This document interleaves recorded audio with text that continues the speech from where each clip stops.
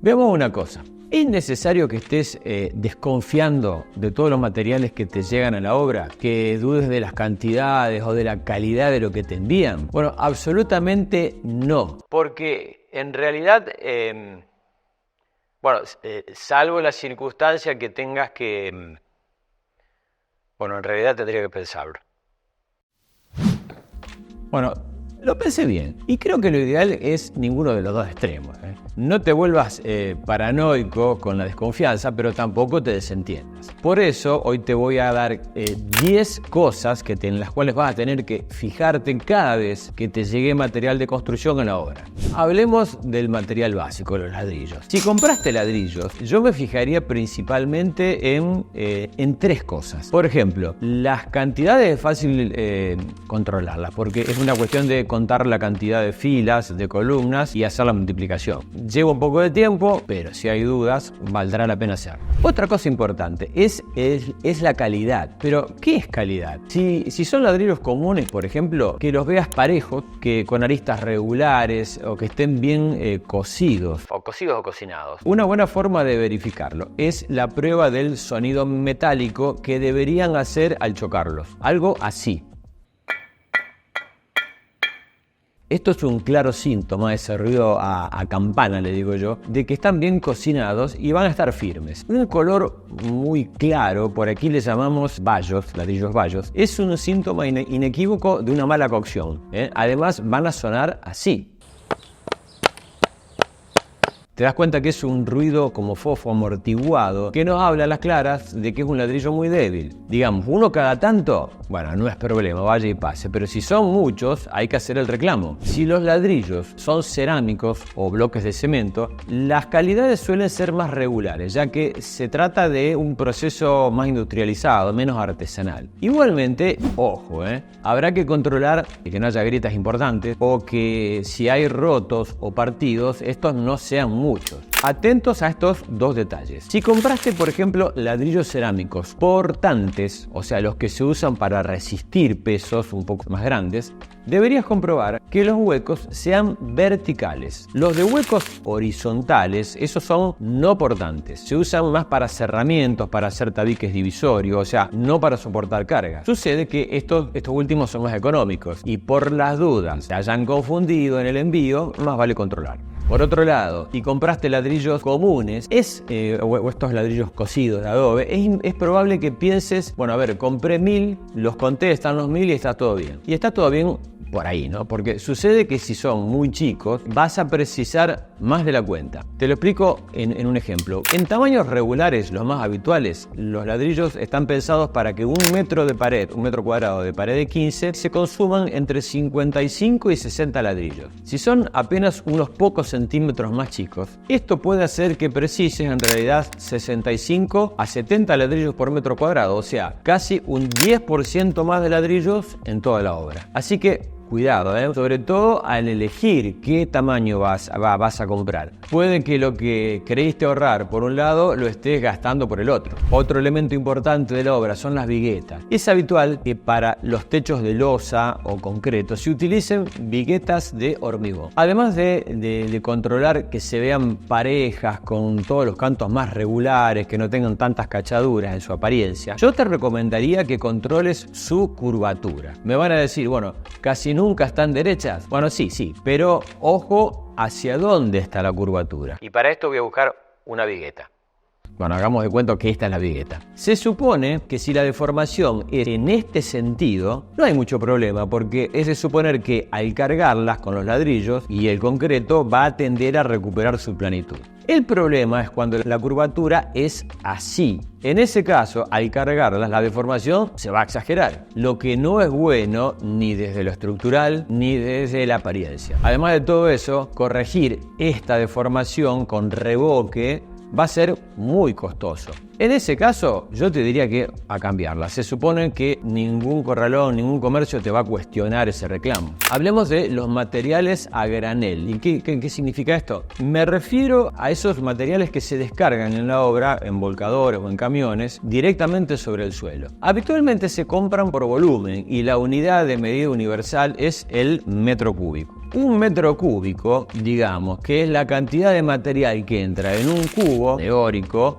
de 1 de ancho, 1 de largo, por 1 metro de altura. Ahora, ¿cómo saber si te llevaron 1, 2 o 3 metros que pediste? Bueno, lo más fácil sería controlar las medidas directamente sobre el camión o en el transporte. Un camión, digamos que es más sencillo, es largo por ancho por altura del material que hayas pedido. Si por el contrario es un contenedor que tiene una forma de este tipo, debería ser largo por el ancho promedio, medido, vamos a decir, a la mitad de la carga, por su altura. Si ya se descargó y el material está en el suelo, bueno, es un poco más complejo ya. Yo prometo que en otro video te voy a explicar más en detalle las formas de medirlo, pero te aseguro que nos llevaría un poco más de tiempo. Solo por hoy te diría que podrías pedirle a tu constructor o a tu albañil de confianza que lo controle. Estoy seguro que no solo sabrá hacerlo, sino también va a tener un ojo más entrenado para detectar algo que resulte llamativo. Aclaro una cosa, no se busca acá un rigor extremo de policía en esto,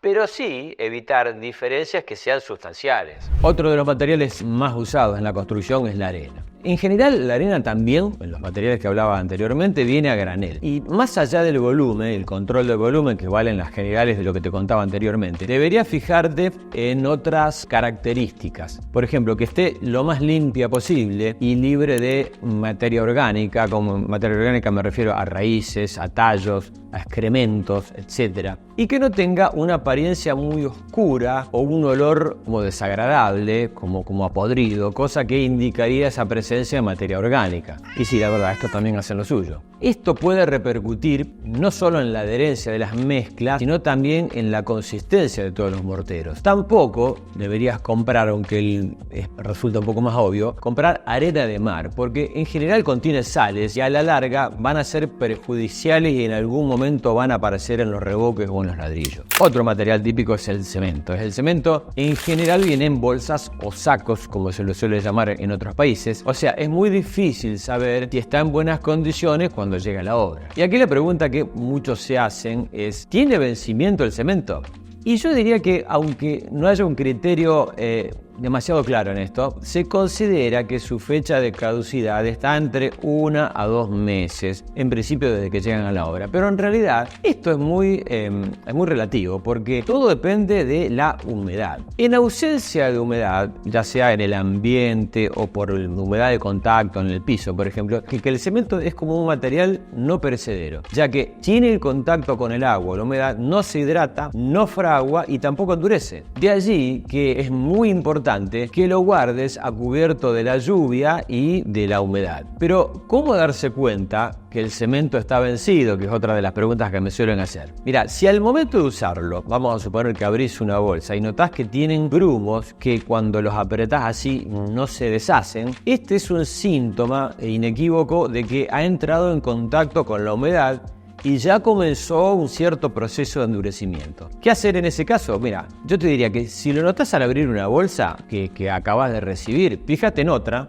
y si esto se repite, se repite la misma apariencia, yo creo que ahí hay que reclamar. En ocasiones puede ser que en el comercio o en el depósito donde lo tenían acumulado, esa bolsa de cemento lleve mucho tiempo acopiado en la parte más baja de una pila muy alta de bolsas de cemento. Importante, aunque te sientas tentado a recuperarlo, no utilices ese cemento zarandeándolo o tamizándolo o como se te ocurra usarlo. Ya no tiene la misma resistencia que uno nuevo. Y en ese caso, si pagaste por uno bueno, que te den uno bueno. ¿Y qué pasa con los adhesivos o los pegamentos? Bueno, con este rubro, que me refiero a los adhesivos que se usan para pegar pisos o revestimientos, sucede algo parecido a lo que comentaba recién con el cemento. Yo te diría que lo primero que te diría es que tendrías que fijarte que no tenga grumos, que sería un indicio de cierto contacto con la humedad. Pero igualmente importante es que verifiques que sea el adecuado para el uso que lo acabas de pedir. Te doy un ejemplo. Hay adhesivos para porcelanatos y cerámicos que son especiales para colocaciones al exterior. Estos adhesivos tienen algunos aditivos especiales que los vuelven más, vamos a llamarle elásticos, si vale el término, y más aptos para resistir los cambios de temperatura y con eso se evita que los pisos se rajen o se desprendan. ¿Cuál es la contra de esto? Bueno, casualmente son mucho más caros que otros que usamos en los interiores, donde habitualmente no sufren esas variaciones de temperatura. Si hiciste el esfuerzo económico de comprar el que realmente deberías utilizar, asegúrate que te envíen el correcto. Y si no conocías este detalle, bueno, ya lo sabes para cuando tengas que comprar el adhesivo para pisos exteriores. Bueno, y no nos vamos cerca de los pisos, ya que estamos hablando de pisos. Con el precio que tienen, te diría, es fundamental revisar tres cosas que son las siguientes. ¿Qué te enviaron? ¿Cuánto te mandaron? Y ¿en qué estado se encuentra? Primero, por ejemplo, ¿es del tamaño, la variedad y el modelo que elegiste? Segundo, ¿te enviaron la cantidad de metros cuadrados que pediste? Y en tercer lugar, ¿hay cajas que se vean rotas o piezas rajadas directamente a simple vista? Recordá esto, una vez que se fue el transporte, las posibilidades de reclamo son bastante difíciles, porque ya los descargaste y entre otras cosas pueden alegar que ellos te lo entregaron en buen estado. Y en ese caso es la palabra de uno contra la palabra del otro. Hablemos de los pallets. Los pallets son estas tarimas de madera que suelen venir, hay muchos pisos, hay ladrillos, etc. Cuidado con todo lo que venga paletizado. Hay pallets de madera, por ejemplo, que son más precarios, que no tienen devolución, y otros que son un poco más robustos, que sí son retornables y que te los están cobrando, bien cobrados, en el costo del producto que estás comprando, sean estos ladrillos, pisos, etc. Y que es conveniente que, yo te diría que los guardes en un lugar separados para que no se maltraten o se rompan o se utilicen para otra cosa. Se juntan todos, se juntan unos cuantos y luego se puede pedir el reintegro del dinero que te cobraron. Otro de los materiales característicos es el acero. Y aquí digamos que no suele haber cosas demasiado raras. Lo que más te recomendaría quizás es controlar que las varillas de hierro sean del diámetro que pediste. Y un detalle, por las dudas, porque muchos me preguntan, que tengan una leve coloración a óxido no los afecta en su calidad. Te digo más, según otros que saben mucho más que yo, hasta te diría que pueden mejorar su adherencia a los hormigones, así que no debería preocuparte demasiado. Hablando de las aberturas de las puertas y de las ventanas, sean del material que sean, de aluminio, acero, madera o PVC, deberías controlarla en estos aspectos. Primero, que no tengan abolladuras, rayones o cachaduras. Acordate, cuando el transporte se fue de la obra, el origen de la falla es siempre discutible. Que no tengan vidrios rajados, cachados o rotos. Y además, que tengan todos los herrajes, y me refiero a manijas, cerraduras, etc. Y algo muy importante también, si es posible, que te las entreguen con las grampas de fijación, que son unos pequeños herrajes que suelen tener en los marcos, que permiten vincular, por ejemplo, una ventana con el muro. Bueno, y una de las cosas más importantes que podría recomendarte es que trates de controlar que lo que se baje en la obra coincida con las cantidades que están figurando en las facturas o en las notas de entrega. Si llega a haber una diferencia, si llegas a notar una diferencia, nada mejor que poder demostrarla delante de la persona que te está entregando el material. Y aquí hago una aclaración. Antes de que se me enojen muchos proveedores de materiales, yo me adelanto a aclarar que, como en cualquier actividad, hay proveedores tan vivos como puede haber plomeros o electricistas o dentistas o contadores hasta arquitectos. Yo te diría que si sos de los comercios serios, ninguna de estas cosas que acabo de comentar debería preocuparte. Te diría más, tu seriedad seguramente es la que está haciendo que tanta gente te esté eligiendo. Y además puede ser que simplemente el error que uno haya detectado sea solo eso, un error involuntario. En definitiva le puede pasar a cualquiera. Atendeme a esto. Siguiendo estos consejos, no solo vas a evitar gastar dinero en compras dobles, sino también ahorrarte muchas discusiones que tranquilamente podrías haberte evitado. Y si querés aprender más consejos de cómo deberías comprar los materiales de construcción, por ejemplo, en qué orden, qué cantidades, cómo y dónde guardarlos, etcétera, etcétera, bueno, por aquí te voy a dejar un video para que lo aprendas. Créeme una cosa, cuando yo te lo digo por experiencia. Estos